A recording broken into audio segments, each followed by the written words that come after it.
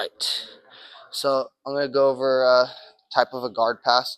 So this will work well like when my partner's legs are like up in the air.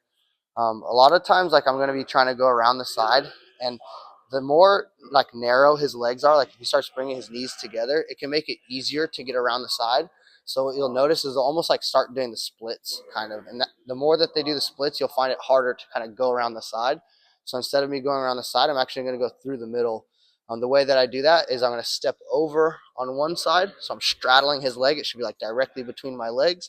And I'm going to start bringing my knee to that same side. I'm pinning my shin over my partner's thigh. As I do that, I'm pushing this second leg behind me.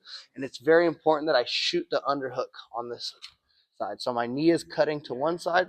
I get the underhook on that opposite side. This will give like some cross body control and give me the ability to pin him. I can start pulling up on his arm and sliding my knee through, and then finishing into side control right here. So turn so your feet are facing this way. So again, I'm going to step in. I want one leg to go right in the middle of his legs, and I want to control his ankle so I can step over his. So again, it's like right between my legs. Now, as I start shifting towards the side, I'm going to like walk in a straight line out to the side. I'm going to start bringing my inside knee over his thigh. I'm going to start trying to drive this leg behind me. As I do that, this same side is going to shoot for the underhook. As I get close to him, and I can start pulling up on his arm. I'm sliding my knee through just like kind of like a baseball slide all the way to get my leg free. Sometimes he'll try to cross his feet on my ankle. So if I can't just pull it out, I'll take my time, just keep pushing on the feet, top and bottom leg, until I can free my feet. And then I can keep pulling up to pin him and finish in side control. So that'll be like the easiest way to do it. Most of the time you start to do a knee cut, the guy's going to do what they call a knee shield. Yeah, right here. So he starts blocking you. So when this happens, I'm going to try to push it out of the way, but it can be tough.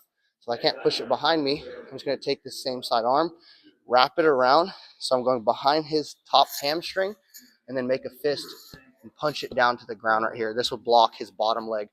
And then I'm going to continue trying to cut out to the side. I can't go forward anymore.